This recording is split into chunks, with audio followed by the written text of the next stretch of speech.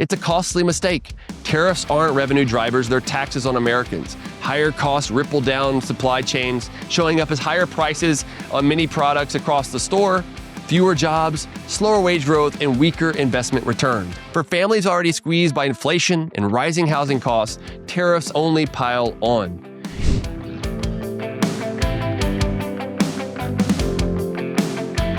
Hello, welcome again to this week's Economy. I'm your host, Dr. Vance Ginn. Thank you for joining me again today.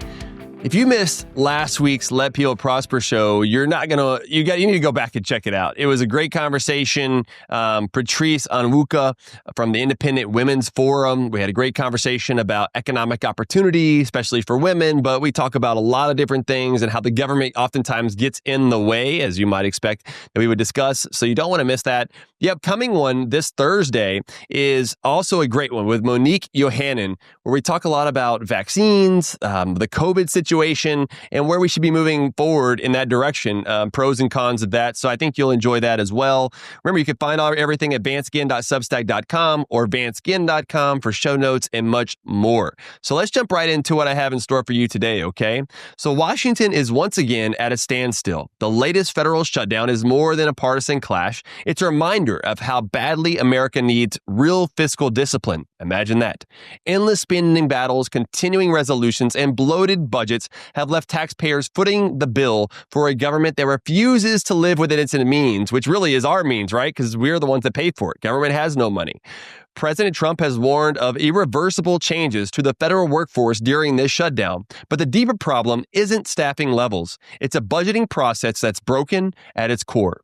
Sound economics goes beyond fiscal responsibility. Free trade, open markets, and competition, not tariff subsidies or mandates, are what drive prosperity. From tariffs on movies and medicine to micromanagement of banking and biotech, Washington has drifted far from the principles that once made America the world's economic leader. We've got to rein in this unnecessary spending. We've got to reject protectionism and return to policies that let people prosper. So in this episode, I'll break down the latest news from the shutdown to new Trump administration tariffs and share solutions that can move us forward. Remember, you can catch all this at YouTube, Apple Podcasts, or Spotify. Visit my website, vanceginn.com, for more information. Don't forget, you can also subscribe to my newsletter, vanceginn.substack.com, and why not become a paid subscriber to help me fund these efforts as well. So let's get right into the information, all right? Number one, federal shutdown and budget blowout. In the news, last week, Congress failed to agree on a short-term deal to keep the government funded, triggering a partial federal shutdown. President Trump has warned that during the shutdown, the administration can make irreversible changes to the federal workforce through new layoffs. My take is that the shutdown will heighten partisan tensions, as it is, and could trigger mass federal workforce layoffs. As Trump notes, spending cuts may bring some good, but the bottom line is clear. Americans don't need more programs or promises. They need a budget they can afford and a government that finally learns to live within its means. The focus here should be on when we'll finally adopt sustainable budgeting, a comprehensive budget, something that will get us on the path to fiscal sanity. Sustainable budgeting is just a fiscal rule that caps appropriations to the rate of population growth plus inflation, which is a good measure of the average taxpayer's ability to pay for government spending. It's also economically legit. When you look at the economy, personal income growth, it comes from population growth plus inflation plus productivity. So population growth plus inflation, that's more people coming in than they can afford, more on average, spread out, right? More government spending. And then you have inflation, or measured by change CPI is the measure I like to use, because that adjusts for the substitution bias that the headline CPI inflation doesn't. And it's usually a little bit lower, so I kind of like that as well. But there's good economic arguments there as well. If you have inflation, it's typically tied to wage growth, right? And especially in states, it's difficult to get good measures publicly available for wage growth. So in change CPI inflation, good measure there. So that makes sense. And then you had that last term, productivity growth. Well, productivity growth at the federal level, I don't think happens really at all, or even at the state level. There's not productivity growth by government, so that becomes zero, right? And then if you had private sector productivity growth, well, if it's more productive to have every dollar in the private sector, you would have less money in government. So that could probably be negative, if not zero. So if you just get rid of that last term, what are you left with? Population growth plus inflation. Another way to look at it, though, is kind of this compounded method, where some people like to use compounded population growth plus inflation, which is that's just 1 plus population growth times 1 plus inflation. And if you remember your FOIL method back in the day, first, outer, inner, last, remember that stuff? You had 1 plus population growth plus inflation plus population growth times inflation. So the only thing different there is that last term, which I think you get rid of when you have economies of scale. There is some scaling that happens. We don't need to build new schools for new people, or just because there's a little bit of inflation. We don't need to build necessarily new roads right away. So that term also just becomes zero. What are you left with? Population growth plus inflation. So I think economically, it's a good story to tell. Also a bit better measure of the average taxpayer's ability to pay for government spending. So it's not perfect. And I should mention it's not a target. It is a maximum. Most governments are already spending well above population plus inflation, even over the last decade, including in Texas where I live. And so I think really what we need to look at is how do we cut spending, maybe going back to 2019 levels or something like that, but cut spending and then use that as the growth rate over time. Or if you don't want to cut the spending, which a lot of politicians don't want to do, you just focus on slowing the growth. And I've talked about how even at the federal level, if we just slow the growth rate of government spending to population plus inflation and had 1 percentage point more in economic growth than what's expected, we could balance the budget within 6 years. I would love to do it faster, but something along those lines is really what's needed right now. And of course, to exceed these things, this inflation limit or the population plus inflation limit for sustainable budgeting, there should be a supermajority vote required to exceed it. Colorado's Taxpayer Bill of Rights, TABOR, pioneered a version of this approach back in 1992. And it's time Washington and all the other states catch up. So we need to reform the budget process. An automatic continuing resolution could help stabilize the budget process, but only if it comes with real teeth. I was quoted in a recent Forbes article by my friend Patrick Gleason of Americans for Tax Reform talking about this. Well, if you could pair an auto CR with zero growth or even cuts, followed by sustainable budgeting thereafter, this would restore fiscal discipline, protect taxpayers, and force government to live within its means. Check that out. I put that in the show notes page, that Forbes piece by Patrick Gleason. Great piece overall. Number 2, banking regulations are too high. In the news, banking groups are warning that the CFPB Section 1033 banking rule, or open banking rule, the Chopra rule, whatever you want to call it, which was passed during the Biden administration, is set to begin in April 2026. This will force them to spend massive time and money on compliance systems for a rule that's already tied up in legal challenges. My take on this is that, what is Section 1033? Well, under CFPB Director Rohit Chopra, President Biden's team has turned it into a sweeping data access mandate. Banks must build APIs, grant wide third-party access, and run costly compliance programs. Supporters claim it empowers consumers and fuels competition. History shows the opposite. It's bad economics, guys. Government mandates don't spark innovation. They choke it. Section 1033 is a case study in red tape, rent-seeking, and regulatory capture.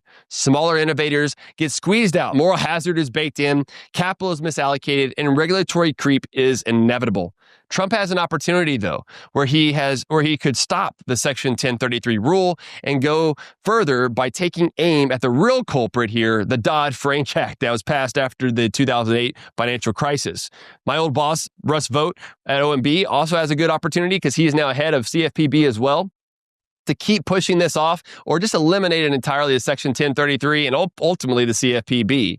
You know, that law, the Dodd-Frank Act, it handed unelected bureaucrats sweeping power over credit, compliance, and consumer data.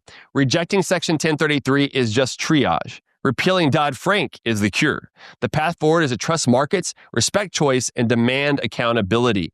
Related to this, I recently explained the harms of Section 1033 and why banks are fighting this, where it stopped forced open banking, reject the CFPB Section 1033 article on my Substack newsletter that you'll find in the show notes.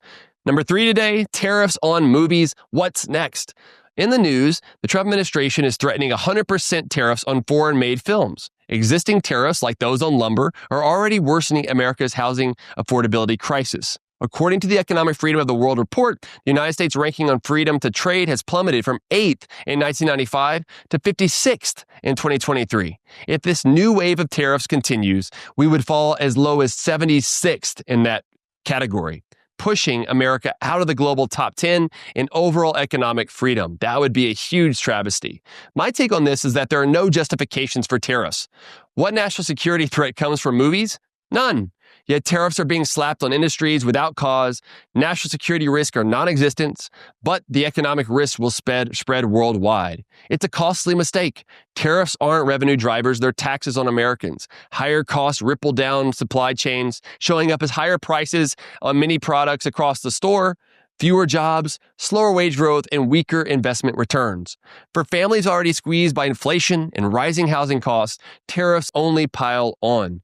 Instead, Congress must stop, first, the executive branch from unilaterally raising taxes through tariffs. This is an approach for the president. That power was given to the president by Congress decades ago to reduce trade barriers, not increase them. So I think that this is also an area where we're going to see that the Liberation Day tariffs across all countries of 10% at least on countries is the Supreme Court will likely overrule it. Reject it. And then it'll be a case of what can the Trump administration get away with Section 232 types of tariffs, which is what they're doing for these movies, which I don't know what the emergency is, and also on pharmaceuticals coming in, prescription drugs, right? 100% tariff on those that are coming in. These just seem like bad ideas that are going to raise our prices. If America wants to stay a global leader, we can't afford protectionism. The path forward is clear. Roll back tariffs, shrink government's footprint, and trust markets. Related to this, I recently wrote on America's slipping economic freedom leadership, which is called America's Economic Freedom is Slipping and Trade Barriers Are to Blame. Find that in the show notes page as well. Number 4, area development ranks states misses the full picture. In the news, a new ranking compares the best U.S. states to do business based on site consultants' assessments of cost of doing business, incentive programs, access to capital, workforce development, logistics, infrastructure, and regulatory climate. My take on this is that you see red versus blue states. The top 10 states, according to the Area Development Index, included many red states: Georgia, South Carolina, Texas, North Carolina, Tennessee, Ohio, Alabama, and even Louisiana, which was the first time that they had moved into the top 10 at number 9. The divide between red and blue states highlights how policy choices matter. Time and again, red states show that free market principles fuel stronger growth and better jobs. A surprise, though, is the contender here is Louisiana. Cracked the top 10 for the first time, ranking 9th. Job growth was modest over the last year in Louisiana at just over 1%, but GDP rose 4% in Q2, right at the national average of about 3.8%. The energy sector, making up a quarter of the economy in Louisiana, gives the state some of the lowest industrial electricity rates in the country, 16% below the national average, an edge that draws manufacturing, petrochemicals, and data centers. But there needs to be more improvements in Louisiana and elsewhere. Louisiana's debut as a milestone is worth celebrating, but rankings don't guarantee prosperity. To turn momentum into long-term growth, the state must modernize its tax system, rein in spending, and strengthen workforce readiness. The lesson is clear, folks. Pro-growth policies matter in letting people prosper. Related to this, I had a piece on Louisiana's progress and what still is needed at the Pelican Institute, which you can find at the show notes page as well. Number 5, pharmaceutical prices and innovation. In the news, President Trump has threatened a new 100% Section 232 tariff on branded drugs unless companies build plants in the United States. At the same time, he announced a deal with Pfizer to sell its drugs directly to consumers at discounted prices through a new federal website, trumprx.gov. My take on this is that markets don't need micromanagement, especially from government. These policies may sound politically popular, but they're economically damaging. America leads the world in biotech innovation, not because of government command, but because private markets rewarded risk, protect individuals' property, and let patients, not bureaucrats, decide. The real threat to U.S. biotech leadership isn't Beijing over in China. It's Washington's turn toward micromanagement. What's the impact of these policies? Well, tariffs are taxes on Americans, and taxes on medicine land on patients through higher premiums, disrupted supply chains, or fewer cures. Even the American Hospital Association warned such tariffs could put patients, quote, at significant risk. end quote. Pharma put it plainly, quote, every dollar spent on tariffs is a dollar that cannot be invested in new treatments and cures, end quote. Price caps, tariffs, mandates, it's all the same story, guys. More government control, less innovation. The choice here is clear. Drug development costs billions and take a decade to bring to fruition, with a 90% failure rate. Investors only take that risk if there's a potential return, profitability. Cap the returns, pile on tariffs, and innovation dries up. America faces a choice: double down on price controls and bureaucracy, and hand biotech leadership to Beijing, or unleash competition, empower patients, and let people prosper. Related to this, read my new piece in The Hill on U.S. biotech innovation and policy, drawn from my Americans for Tax Reform report that I published here recently. Also, the show notes page. So that's what I've got for you today, guys. Thanks for joining me in this episode of This Week's Economy. For more insights, visit vanceginn.com and get even greater value with a paid subscription to my Substack newsletter at vanceginn.substack.com. So until next time, God bless you and let people prosper.